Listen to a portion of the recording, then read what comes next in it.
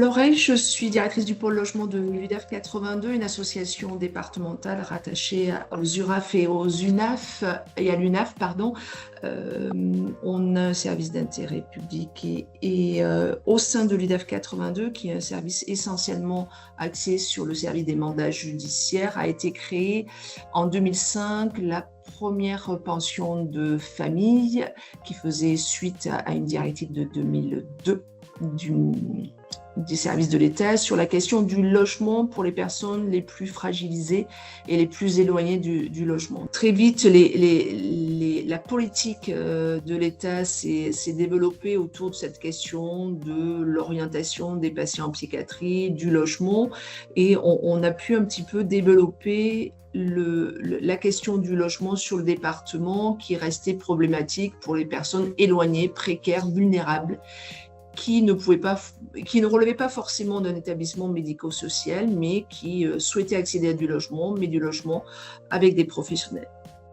On a grandi au fur et à mesure en créant d'autres dispositifs, essentiellement de l'intermédiation locative, qui nous permet de pouvoir aider des personnes isolées et ou couples à accéder à du logement par le biais d'un tiers. L'UDAF se porte tiers dans cette signature de bail, et on travaille avec des financements de la dette et des services de l'État sur effectivement cet accompagnement autour du logement, du relogement et de l'équilibre budgétaire. Vous avez bien compris qu'effectivement, le pôle logement, c'est l'axe principal, le fil rouge et le logement. Mais avant de pouvoir accéder à du logement, la stabilité budgétaire et la mise à plat un petit peu des situations est notre priorité, et permet de pouvoir travailler l'accès et le maintien dans le logement. Donc l'intermédiation locative aujourd'hui représente à peu près une cinquantaine de suivis sur le pôle logement, sur des mesures qui durent 18 mois.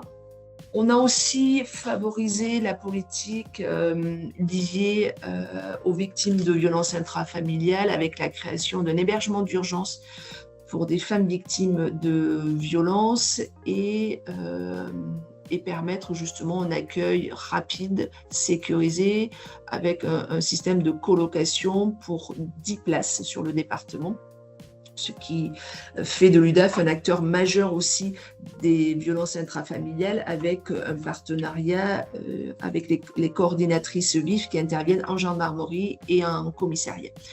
On a étoffé un petit peu le pôle logement avec aussi la création d'une agence immobilière à vocation sociale qui est une grosse structure à mettre en place, mais qui va nous permettre aussi d'asseoir un petit peu la politique du logement, la politique de l'accès au logement pour tous, et d'avoir cette attention pour les publics un peu fragiles qui parfois sont refusés dans les agences immobilières classiques au regard d'une mesure de protection, de faibles ressources, mais qui pour autant sont tout à fait en capacité de savoir habiter dans un logement autonome. Ce sont les grandes lignes du pôle logement. Ça représente une dizaine de salariés avec des travailleurs sociaux, une comptable, des gouvernantes qui travaillent sur les lieux de vie collectifs, 3 sites sur Montauban, et un agent technique qui intervient également sur le suivi général des bâtiments. On est sur une présentation très rapide du service, mais on voit bien l'évolution du service autour de la question du logement, et surtout sur l'évolution des publics qui aujourd'hui sont dans des difficultés multiples autour de l'addiction, de la précarité, des faibles ressources, de l'insertion professionnelle. On est vraiment dans une prise en charge globale de la personne autour du relogement et des bonnes conditions de logement. Oui.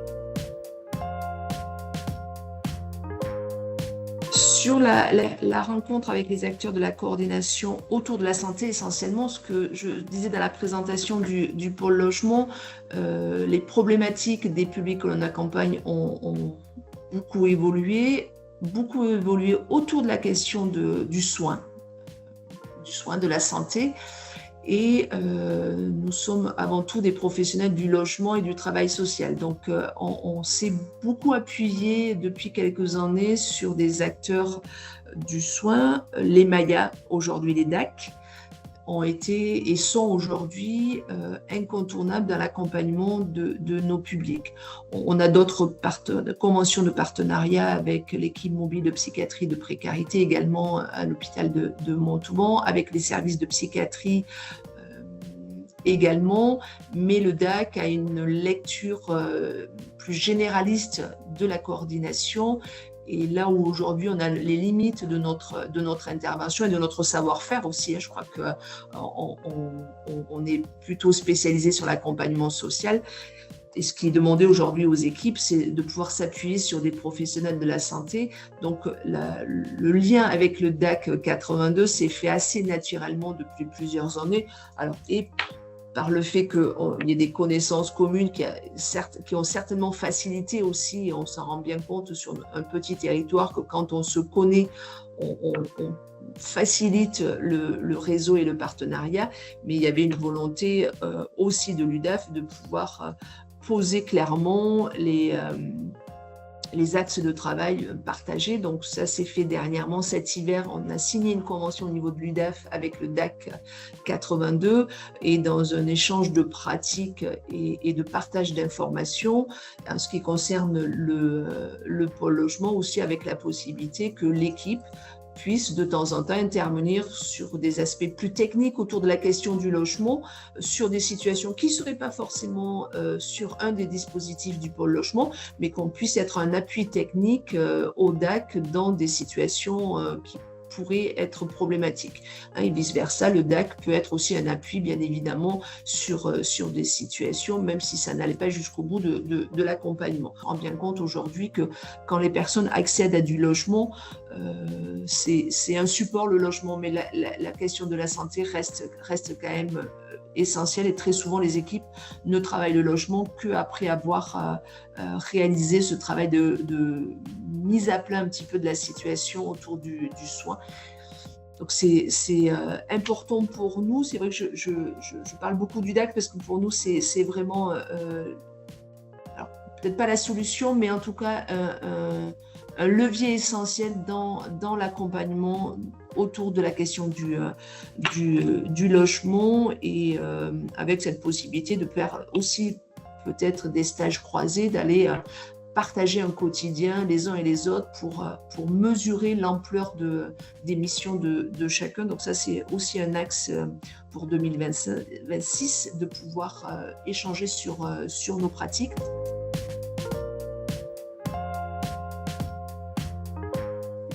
Je crois qu'effectivement, il y a plusieurs messages à faire passer à tous les acteurs de la coordination. Là où il y a quelques années, on travaillait de manière très individualiste et où on essayait de tout gérer autour de la santé, du logement, de la gestion budgétaire. Aujourd'hui, on se rend bien compte de la nécessité d'un étayage clair pour les personnes que l'on accompagne et pour les professionnels. Et effectivement, aujourd'hui, on s'en rend compte avec certaines conventions qui ont déjà été signées, c'est que on travaille mieux dans l'intérêt des personnes si on peut partager nos pratiques, partager nos connaissances et ne pas avoir de disparité entre des soignants et le secteur social. On avance, on a beaucoup avancé, il reste encore un petit peu de travail sur cette confiance aussi que l'on peut avoir, mais on sait par expérience que quand on a le soin dans sa généralité, la santé, qui est un soutien dans l'accompagnement des publics les plus éloignés, on a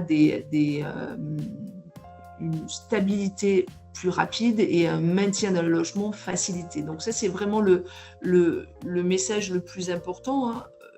L'UDAF aujourd'hui est reconnu comme un acteur majeur et structuré autour du logement, de l'accompagnement des personnes en difficulté, vulnérables et précaires. Mais je crois en tout cas sur la question du logement qui nous concerne, on doit encore faire ce travail vous parliez d'intégration, mais je crois qu'il faut qu'on avance encore un peu plus pour pour qu'on soit réellement reconnu comme un acteur majeur de la santé par le biais des DAC ou d'autres coordinations. Mais c'est vraiment important qu'on avance ensemble et qu'on se fasse confiance sur le travail mutuel. Donc ça, c'est un gros message. On avance sur le département. Il y a de très, très belles expériences. Mais voilà, il nous reste encore une petite étape de réelle confiance à mettre en place, mais je suis plutôt très optimiste sur la suite et sur le travail qui est amorcé avec des associations, des partenaires, des acteurs et des collègues de l'UDAF, mais d'autres associations aussi qui sont partie prenante en tout cas de notre travail au quotidien.